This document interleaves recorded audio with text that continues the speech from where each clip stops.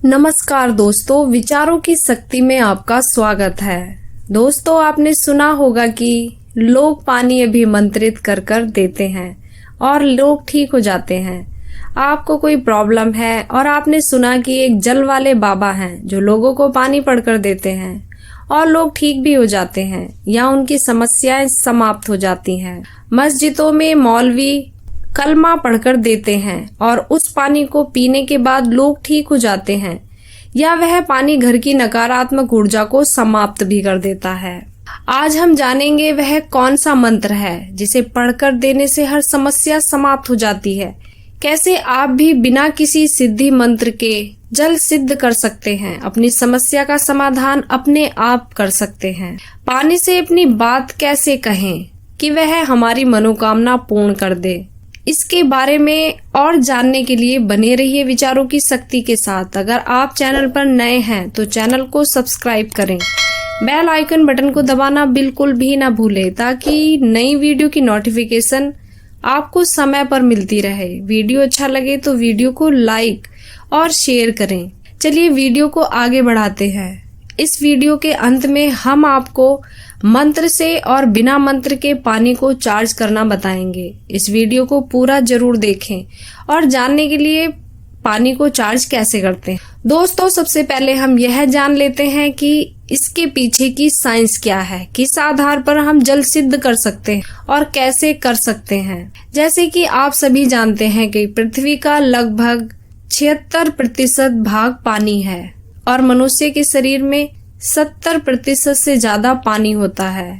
अभी की स्थिति यह है कि बिना पानी के हम जीवन की कल्पना भी नहीं कर सकते। दोस्तों, पृथ्वी पर जीव जंतु और पेड़ पौधों के लिए ऐसा माहौल इसलिए बना हुआ है क्योंकि यहाँ पानी है। यदि हम किसी दूसरे ग्रह पर जाएंगे, वहाँ पर सबसे पहले हम पानी की खोज करेंगे। जैसा कि आप जानते हैं कि सभी जीवों में याददाश्त होती है, जिनके कारण हम चीजों को, घटनाओं को याद रख पाते हैं। यह याददाश्त हमें कहाँ से मिलती है?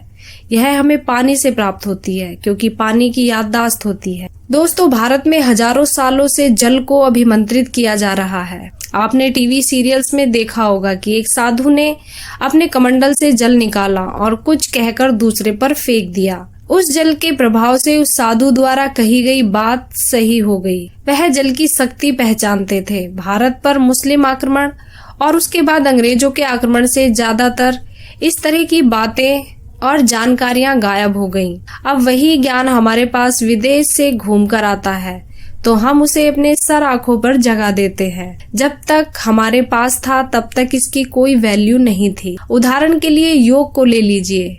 योगा बनकर वापस हमारे पास आ गया और भारत पर छा गया।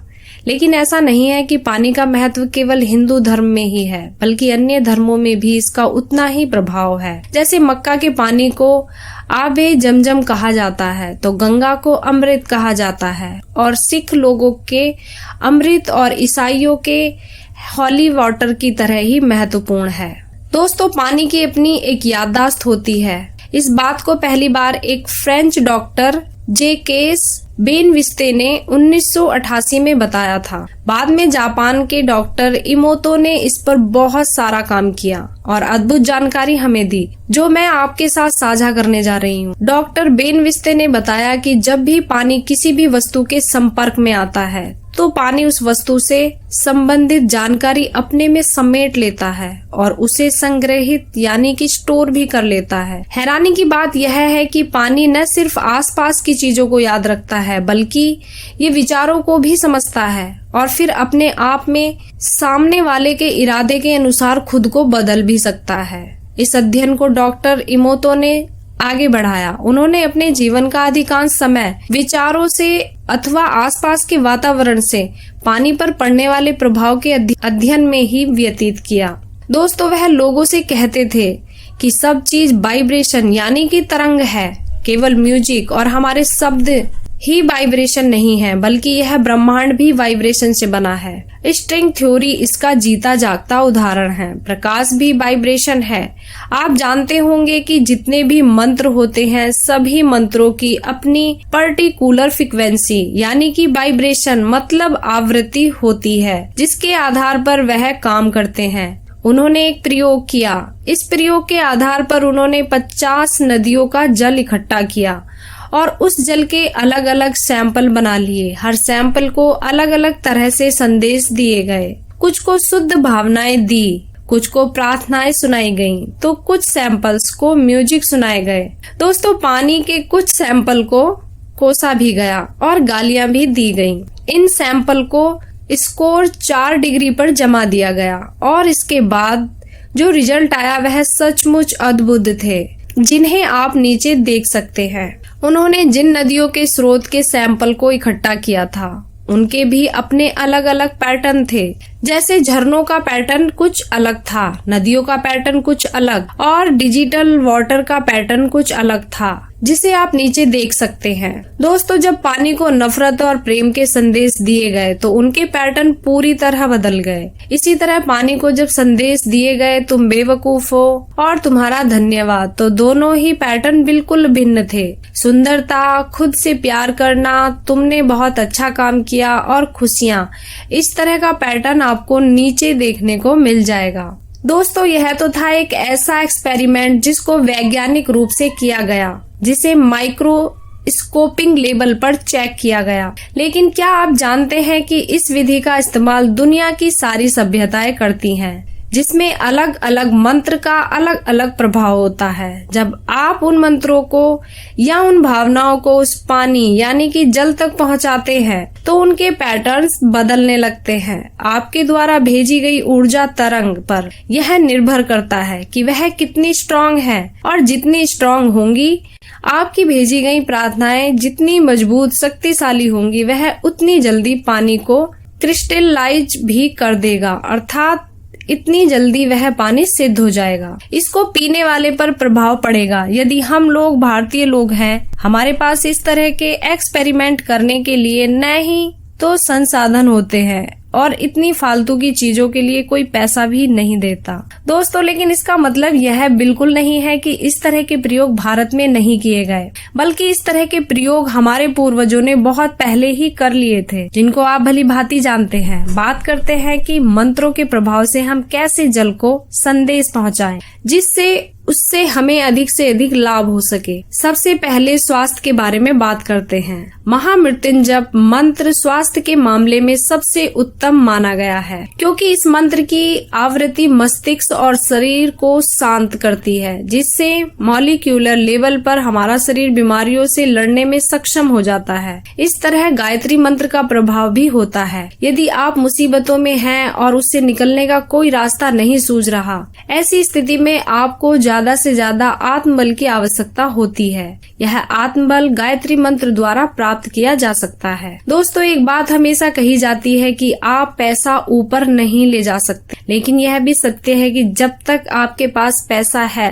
आप इस दुनिया के ऊपर बने रहेंगे। अर्थात पैसा सब कुछ नहीं है, लेकिन पैसे के बिना भी कुछ नहीं है। धन प्राप्त के लिए लोग कन्नन धारा स्रोत, लक्ष्मी मंत्र या श्रीम ब्रिजी का जप करते हैं। प्रेम पाने के लिए आप ग्रीन तारा मंत्र का या फिर ओम क्लीम कृष्णाय नमः का जप कर सकते हैं। दोस्तों, पानी नैनो टेक्नोलॉजी की तरह काम करता है। पानी के बहुत छोटे छोटे कण होते हैं जो परमाणु के बराबर होते हैं। उसमें भी अपनी एक याददाश्त होती है जो हर बात की रिकॉर्डिंग करते हैं। शब्दों के साथ छोड़ी गई भावनाएं वह समझते हैं, इसलिए आप किसी भी भाषा में पानी से अपनी बात कहे, वह सुनता है और आपकी बात समझकर उसके अनुरूप काम करता है।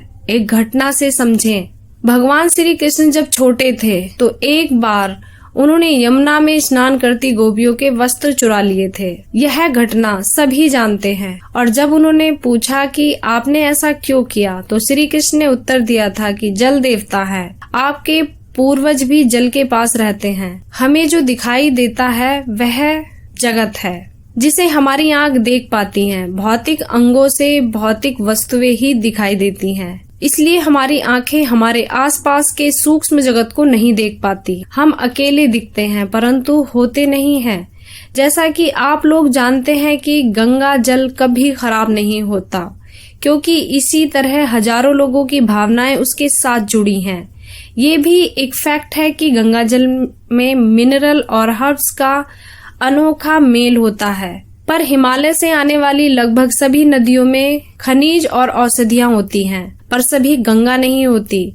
हरिद्वार से ही लोगों की भावनाएं गंगा जल के साथ जुड़ जाती हैं और यह बंगाल की खाड़ी तक चलता है। इसलिए यह पानी अमृत तुल्य माना जाता है। पानी से अपनी बात कैसे कहें, वह हमारी मनोकामना पूर्ण कर दे। चलिए जानते हैं ये तकनीक। दोस्तों, लॉ ऑफ अट्रैक्शन आपकी सभी मनोकामना पूरी करता है, पर वाटर मैनिफेस्टेशन उसका भी बाप है।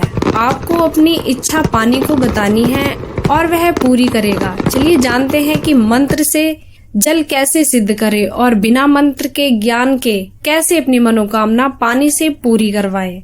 दोस्तों, जब भी आप किसी जप मंत्र का जप करने बैठते हैं तो सामने कांच के गिलास में, लकड़ी के गिलास में या ऐसे किसी पात्र में जो ऊष्मा का कुचालक हो, मतलब धरती से जिसमें से विद्युत पास न हो, ऐसे किसी भी पात्र में जल रख ले और उसके बाद मंत्र का जप करें। अपने अनुसार करते रहें। यह जल आपकी काइनेटिक एनर्जी को उसी तरह स्टोर कर लेगा जिस तरह से इंफॉर्मेशन को मेमोरी कार्ड में सेव किया जाता है। बाद में आप इस जल को स्वयं पी लें या जरूरतमंद व्यक्ति को पिला दें, इसका उसे बहुत लाभ मिलेगा। यह प्रयोग किसी भी इच्छित मंत्र के साथ कर सकते हैं, रिजल्ट जरूर मिलेगा। दोस्तों, यदि आप किसी भी तरह का मंत्र नहीं जानते और जल को सिद्ध कर अपनी और दूसरों की समस्याओं को दूर करना चाहते हैं, तो ऐसी परिस्थिति में कांच के गिलास में साफ पानी लें और उससे अपनी इच्छा 21 बार कहें